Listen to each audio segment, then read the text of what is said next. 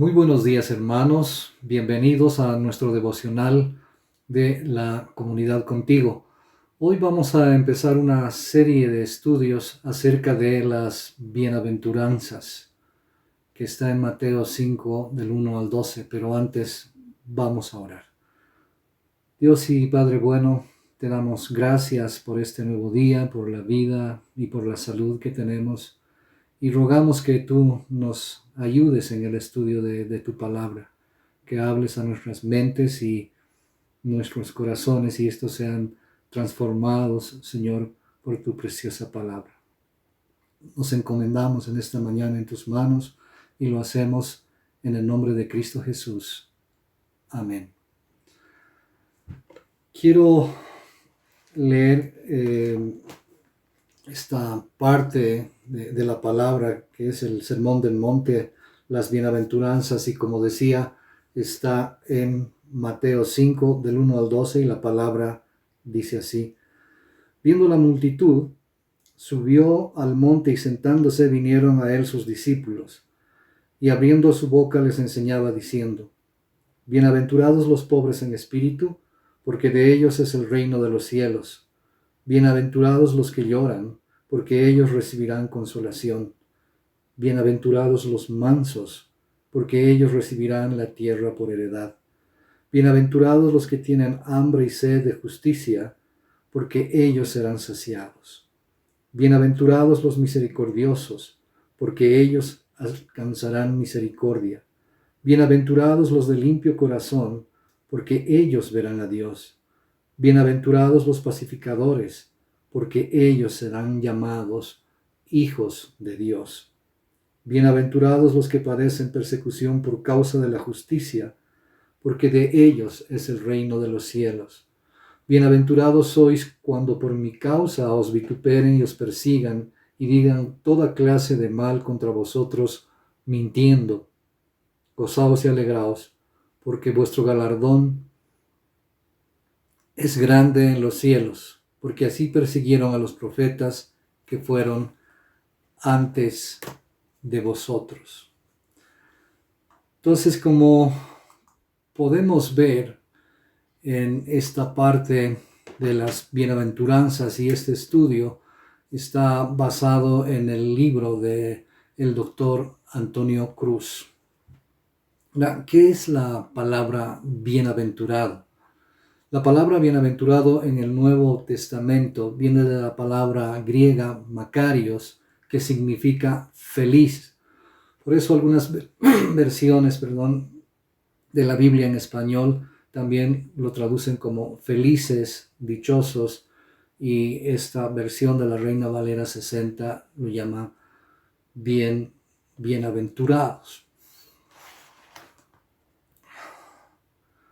Ahora, lo que quiero que notemos, ¿no?, es que en este pasaje de la Biblia no dice bienaventurados serán por las cosas que hicieron o bienaventurados fueron por las cosas que hicieron, sino es una declaración de una condición que nos ha llegado por nuestra relación con Jesucristo. El problema de la mayoría de la gente es que piensan que hay que hacer algo para agradar a Dios y toman las bienaventuranzas como algo que imponen incluso por encima de los 10 mandamientos. Lo que Jesucristo nos dice en este pasaje es que ya somos bendecidos y que la bendición es nuestra y como consecuencia sentiremos estas cosas de ser felices, de ser dichosos cuando somos pobres en espíritu o cuando tenemos hambre y sed de justicia y cuando actuamos en forma mansa y todo lo que nos dicen estas bienaventuranzas. Entonces, en concreto, tenemos estas ricas bendiciones de las bienaventuranzas como consecuencia de conocer al Señor Jesucristo. Entonces, las bienaventuranzas, ¿qué son? No son una simple expresión de bendición, es decir, un buen deseo que se espera que algún día ocurra. no es la felicidad que describe, no se basa en la ausencia de problemas o sufrimiento. Al contrario, es una realidad a pesar de esto. No describen premios logrados por medio del esfuerzo o mérito personal, y esto es importante. Nosotros no hemos hecho nada para alcanzar estas bienaventuranzas. Las bienaventuranzas reconocen o describen una realidad ya existente, aunque ni siquiera uno sea consciente de ello. Muchas veces nos estamos quejando, pero ya somos bienaventurados, ya somos felices cuando reflexionamos en nuestra relación con el Señor Jesucristo.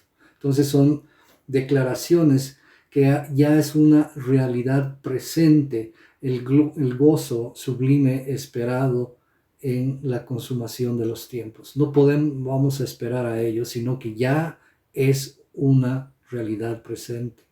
Anuncian que la alegría del reino de Dios se ha acercado a la tierra y la vivimos actualmente. La bienaventuranza es la satisfacción, el bienestar, el estado de felicidad suprema o de salvación que aquellos que pertenecen al reino del Señor Jesucristo, el reino que Él ha traído a la tierra. Por eso Jesús afirma por medio de las bienaventuranzas que los que lo conocemos, los que somos sus discípulos, ya somos personas dichosas y que podemos experimentar ahora mismo el gozo de su salvación a pesar de situaciones difíciles, a pesar del sufrimiento. Entonces, una cosa que, digamos, podemos ver y como resumir de lo que acabamos de ver es que somos felices o dichosos no por algo que hemos hecho o no por algo que vayamos a hacer, sino por la gracia de Dios. Absolutamente solo por la gracia de Dios, ¿no?, que nos ha alcanzado. No porque nosotros hayamos hecho algo, no por nuestro mérito, ¿no? No es un premio o un galardón a nuestra obediencia. Las bienaventuranzas, esta bendición, es un acto libre de la gracia de Dios. Otra cosa que dijimos que es una condición presente. No es algo que vamos a recibir en el futuro.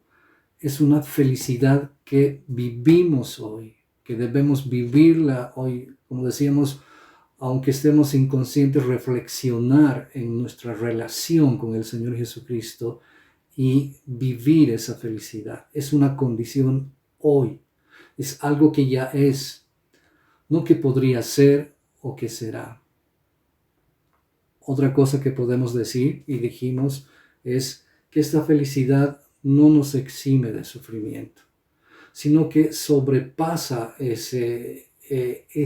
sufrimiento, ¿no? A pesar de situaciones y necesidades críticas, nosotros como sus hijos debemos ser dichosos. Por eso la palabra en Filipenses 4:7 nos dice: y la paz de Dios, que sobrepasa todo entendimiento, guardará vuestros corazones y vuestros pensamientos en Cristo Jesús. Esa felicidad va más allá del sufrimiento, a pesar de él. Otra cosa que también vemos es que es una realidad para los que somos ciudadanos del reino de Dios. Es la manera en que debemos vivir el reino de Dios. Es el reino de Dios ahora en la tierra.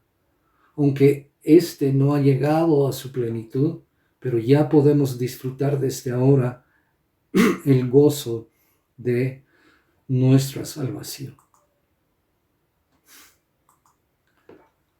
Ahora, también otra cosa que debemos ver, que es importante notar que la cultura secular ha establecido la felicidad, el ser dichosos, el ser bienaventurados, como dependiendo de las cosas que uno tiene. Mientras más cosas tenga, más comodidad tenga, casas, autos, dinero, entonces soy feliz. Y eso es el consumismo. O también hace referencia a la ausencia de problemas, de sufrimiento, de dolor, y eso es hedonismo. Pero Jesús está contrastando la felicidad que el mundo ofrece con la realidad de la que vivimos nosotros, los hijos de Dios. Nosotros somos verdaderamente felices independientemente de las circunstancias en las que vivimos. Todo esto en virtud a la gracia de Dios. Esa gracia de Dios que es la que en realidad nos ha acercado a una relación íntima con Él y ha hecho que podamos ser realmente ciudadanos del reino de Dios. Entonces, esa felicidad que está descrita en las bienaventuranzas no es una felicidad basada en las cosas que poseemos o en las buenas circunstancias que vivimos. No es una especie de conformismo apático en la que no se aspira nada más, ya ahí me quedo y me conformo, me resigno. Tampoco es eso, sino hay que vivir plenamente esa felicidad de nuestra relación con el Señor Jesucristo. Esta felicidad no es incompatible con problemas o el sufrimiento.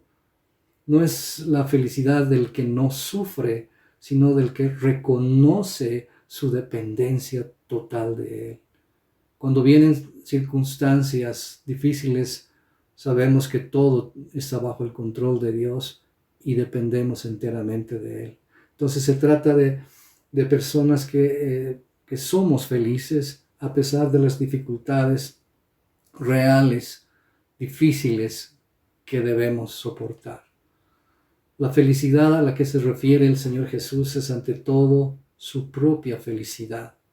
Él mismo fue un bienaventurado, pobre, manso, que tuvo hambre y sed de justicia, pero siempre fue misericordioso, justo, limpio de corazón, pacificador y perseguido por la justicia.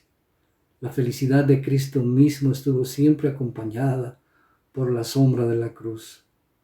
Entonces, ¿por qué nuestra felicidad debería ser diferente? El gozo del discípulo cristiano no es un gozo exento de adversidad. Lo que ocurre es que esta adversidad, al contemplarse desde la perspectiva de la salvación, queda liberada de su dimensión trágica definitiva. Vamos a orar. Padre bendito, te damos gracias por habernos hecho entender lo que significa ser bienaventurado. Es depender de ti, vivir de tu gracia absolutamente más allá de cualquier circunstancia. Que esto quede grabado en nuestras mentes y en nuestros corazones. Ayúdanos, Señor, en este tiempo. Te pedimos todo esto en el nombre de Jesús. Amén. Muchas gracias, hermanos. Que Dios los acompañe en este día. Bendiciones.